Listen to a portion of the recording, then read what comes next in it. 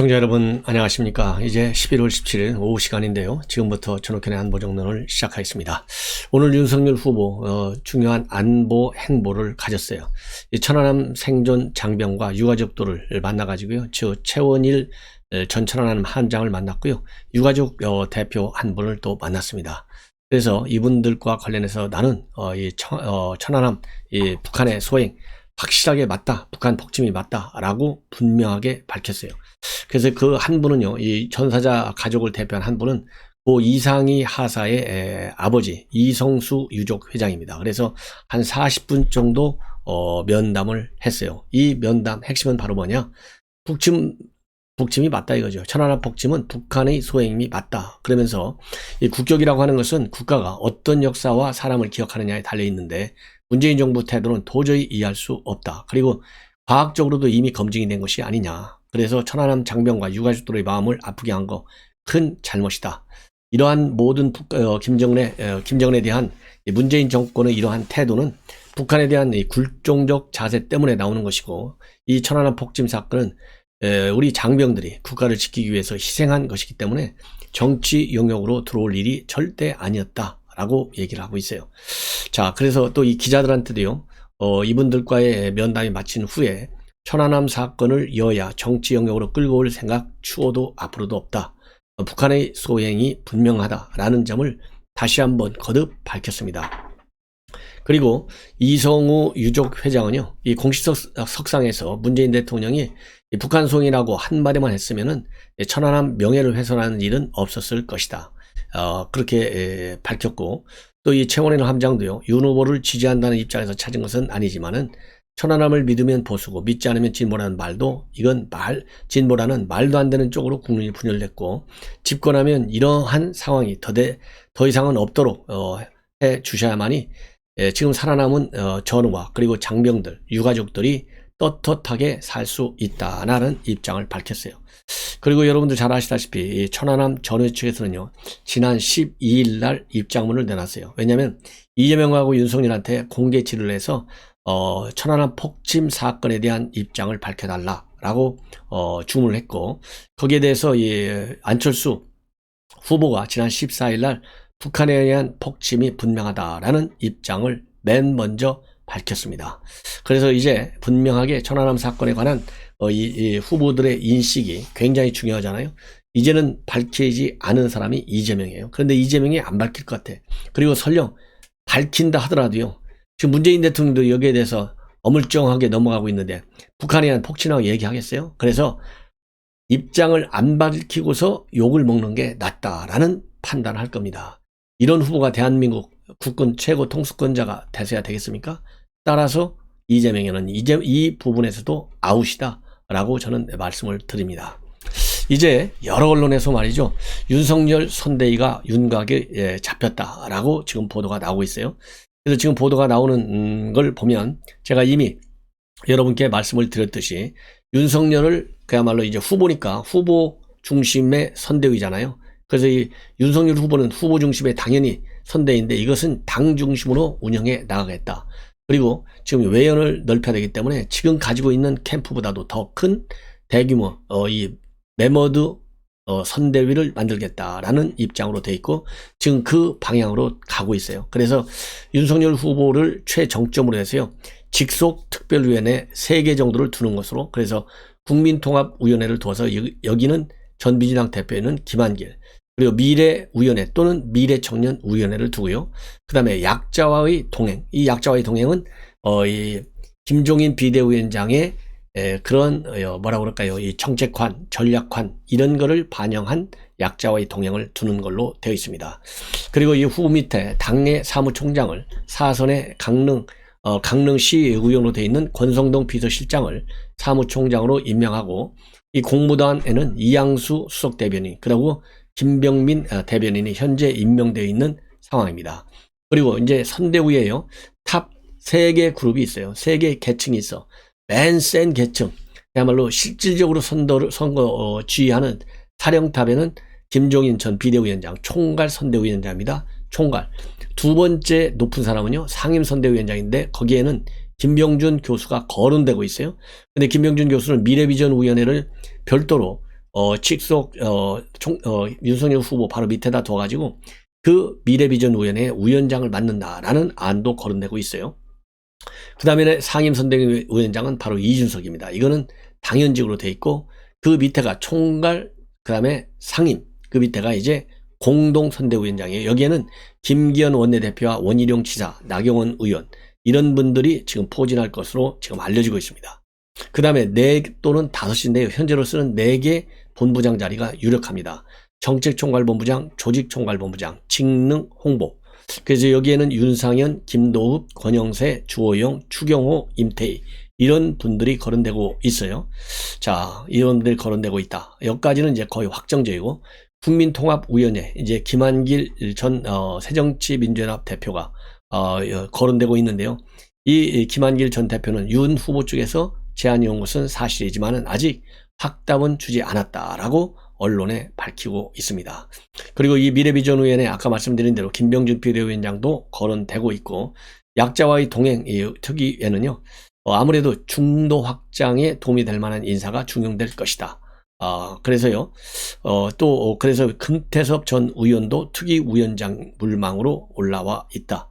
이런 지금 보도들이 나오고 있습니다. 그리고 이제 경쟁 후보였던 홍준표, 유승민인데요. 지금 언론에 나오는 걸 보면 윤석열 후보가 이 두 분과 만나고 싶어서 전화를 하는데 전화를 받지 않는다까지 나와 있어요. 전화를 받지 않는다. 여기까지 지금 나와 있는데 이 전화를 받지 않으면 나중에라도 받아가지고 과연 이 선대위에 합류할 것이냐. 이것이 이제 우리의 관심 사항인데 제가 보기에는요. 유승민 전 의원에 관한 말하자면 반응은 지금 나오지 않고 있어요. 그런데 홍준표 의원의 반응은 본인이 직접 페이북을 통해서 입장문을 밝히고 있습니다. 그런데 결론, 홍준표는 참석하지 합류하지 않는다가 결론인 것 같고요. 지금 계속해서 메시지를 내고 있는데 오로지 청년 플랫폼만 거기에만 집중하겠다. 이런 입장인 것으로 지금 알려지고 있어요. 자, 그러면 홍준표 후보는 뭐라고 지금 밝히고 있느냐? 통화가 지금 안 된다고 하잖아요. 그런데 통화를 하지 않아도 입장문이 다 나와 있는 거나 마찬가지예요. 지금 쭉 나오는 입장문을 보면 오늘 나온 입장 지금 계속해서 한 2개, 3개 나오고 있는데요. 한마디로 나는 몸값 흥정하는 사람이 아니다. 이미 나는 경선 흥행으로 내 역할은 끝났다. 그래서 더 이상 이 문제에 관해서는 논쟁을 하지 않았으면 좋겠다. 오로지 청년의 꿈에만 매진하겠다. 이런 입장을 밝히고 있습니다. 그러면서 이 청년의 꿈 오픈한 지 사흘밖에 되지 않는데 1000만 페이지 뷰를 돌파하고 회원수도 폭발적으로 늘고 있고 민주당 쪽에서 짝퉁 청년의 꿈을 만든다고 한다 라는 얘기까지 지금 보이고 있어요. 자, 그래서 갈 곳 없는 우리 청년들의 소통의 장으로 여기에만 집중하겠다. 그래서 같이 하면 세상이 바뀐다. 이렇게 밝히고 있어요. 그래서 청년의 꿈 이제 시험 개통한 날이 바로 어제 그저예요. 11월 14일인데 3일 만에 1000만 페이지 뷰를 기록할 정도로 홍준표 후보가 굉장히 여기에 흥분되어 있어요. 그래서 여기만 빠지지 우리 윤석열 후보의 캠프에는 절대 참여하지 않겠다라는 입장을 반복적으로 보이고 있어요. 자, 그러면은 오늘 나와 있는 입장문 2개만 소개해 드리겠습니다. 오늘 오전에 나온 입장문을 보면요. 이렇게 되어 있습니다. 하나는 청년의 꿈을 오픈한 지 사흘 만에 1000만 페이지 뷰를 돌파하고 회원수도 폭발적으로 늘어가고 있다. 매일 밤 여기 와서 놀고 가는 청년들도 늘어가고 민주당에서는 짝퉁 청년의 꿈도 만든다고 한다. 그만큼 한국 사회의 청년들이 꿈과 희망을 잃고 방황한다는 증거이기도 하고 그래서 가슴이 아프다. 지금 내 힘으로는 그들을 다 안을 수 없다는 것이 가슴 아프다. 그래서 온라인뿐만 아니라 오프라인에서도 서로 만나 우연이 되도록 해야겠다. 메시아를 기다리는 심정으로 그들과 함께 가야 하겠다라고 밝히고 있고 조금 전 내놓은 입장문에서는요. 제가 이 나이에 누구처럼 몸값 흥정하는 사람은 아니다. 제가 평소 살아온 방식대로 살아가는 사람일 뿐이다. 모두 힘 합쳐서 정권 교체를 해야 한다는 데는 동의하지만 저는 지난 경선 흥행으로 이미 제 역할은 다 했다고 거듭 말씀드린다. 평당원으로 백의종군 하기로 했으니 더 이상 논쟁은 없었으면 한다. 청년의 꿈에 매진하겠다. 그래서요, 제가 보기에는 이제 일종의 최후 통보문이 아닌가. 그래서 이 몸값 올리려고 하는 것이 아니니까 더 이상 나한테 전화도 하지 말아라. 이런 얘기가 아닌가 하는 상당히 안타까운 입장입니다.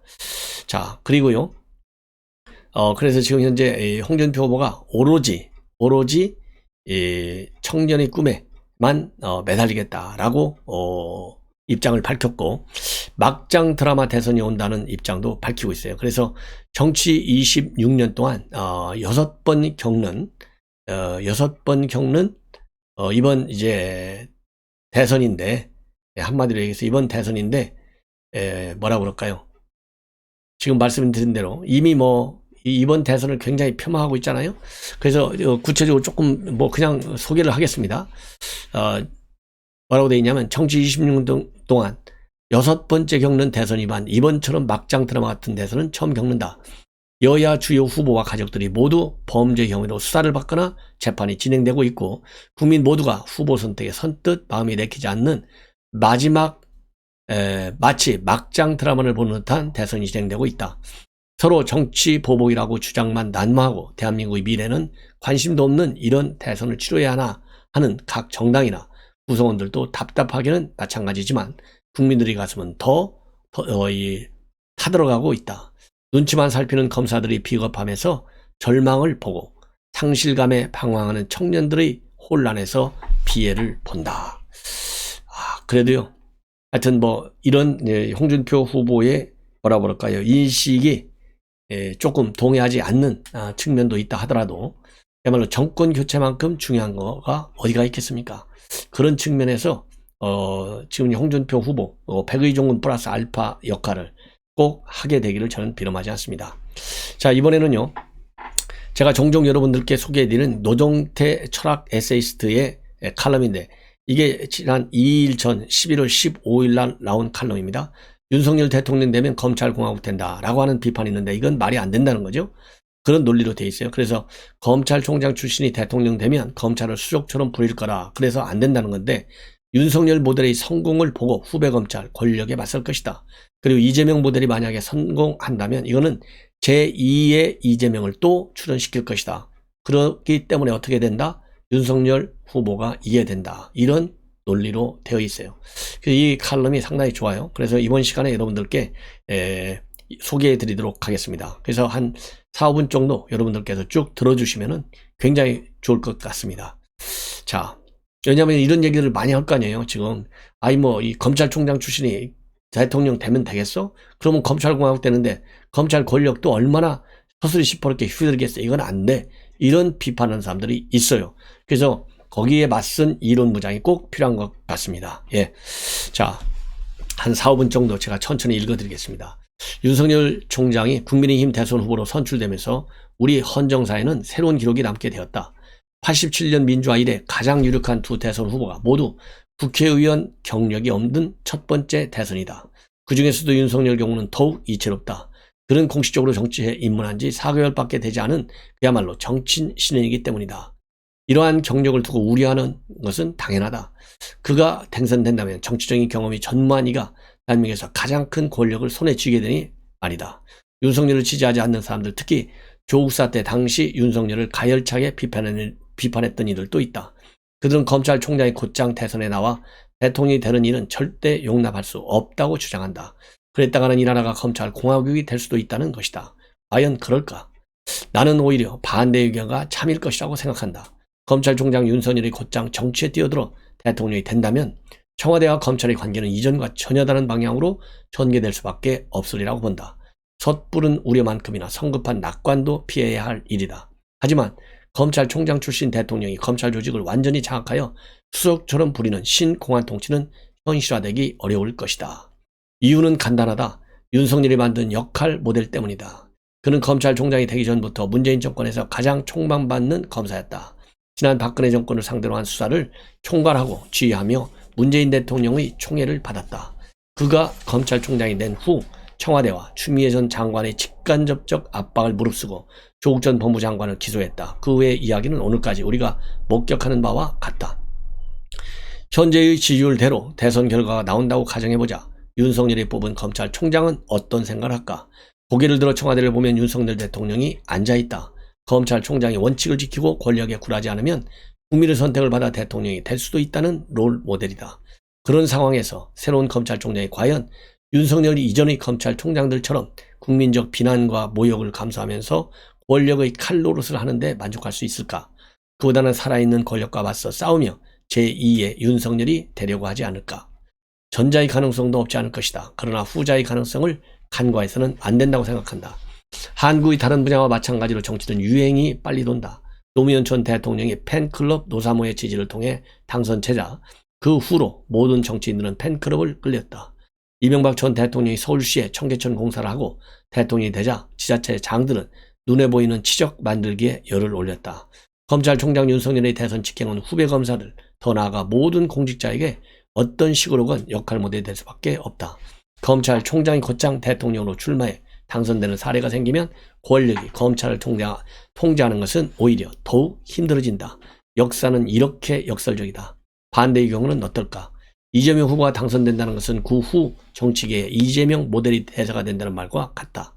대장동 개발 비리 사건, 음주운전을 비롯한 총 4번의 즉 전과 사범의 기록, 그리고 가족을 상대로 한 폭언과 욕설, 그 외 개인적 신변을 둘러싼 여러 논란들이 떠오르지만은 여기서는 그보다 더 중요하게 다뤄야 할 내용이 있다.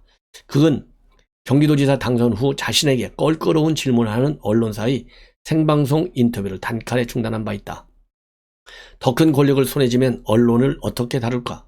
이재명은 일개 네티즌 등을 상대로도 고소고발을 꺼리지 않는다. 개인적으로 이재명 모델을 윤석열 모델보다 위험하다고 보는 것은 그래서다. 국회에서 무슨 법이 나오고 통과되어도 놀라지 않을 준비를 해야 한다. 권력에 민감한 검찰과 경찰 조직이 어떻게 움직일지 또한 예상 가능하다. 검찰총장의 대선 직행 바람직하다고 할 수 없다. 그러나 검찰 공화국을 운운하는 비판 혹은 비난은 타당하지 않다. 윤석열 대통령은 제2의 윤석열을 낳을 것이기 때문이다. 이재명 대통령 역시 또 다른 이재명의 출현을 예고할 수밖에 없다. 우리는 어떤 미래를 원하는가? 분명하잖아요. 자, 이렇게 해서 윤석열 후보의 정권교체의 주인공으로서의 입지 더 높여야 된다는 논리적 상당히 설득력이 있는 이 칼럼이라고 봅니다. 우리 시청자 여러분들께서요, 저의 목소리를 통해서 듣는 것도 물론 필요하시겠지만은 한번 읽어보시면 그 의미하는 바가 상당히 크리라라고 판단이 됩니다.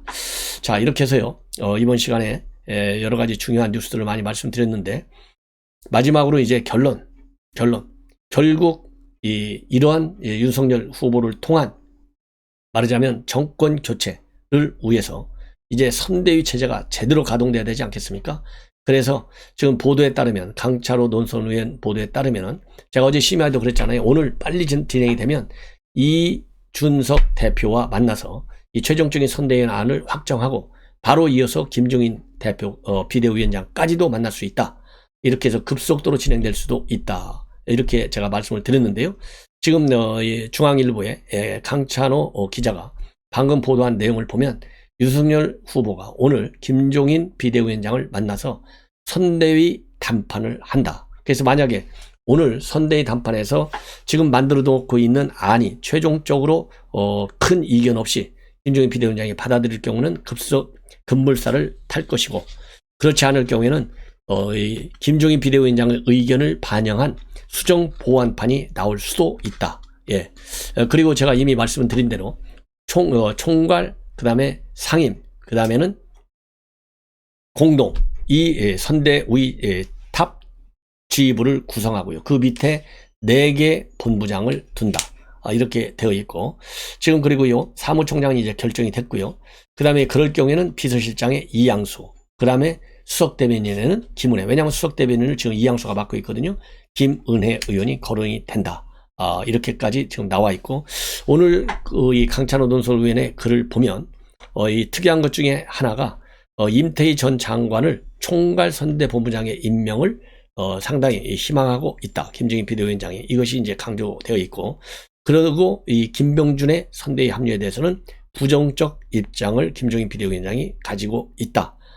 이러한 지금 내용이 이 강찬호 논설위원회 칼럼에 포함되어 있다는 말씀을 드립니다. 그래서 이준석 대표와의 회동, 또 김종인 비대위원장과의 회동 나오면 즉각 여러분들께 보도해드리도록 하겠습니다. 우리 시청자 여러분들께서요, 저렇게나 안보정론 알람을 설정해서 많이 들어주시면 정말 좋겠습니다. 정권 교체를 꼭 해야 되겠습니다. 대단히 고맙습니다.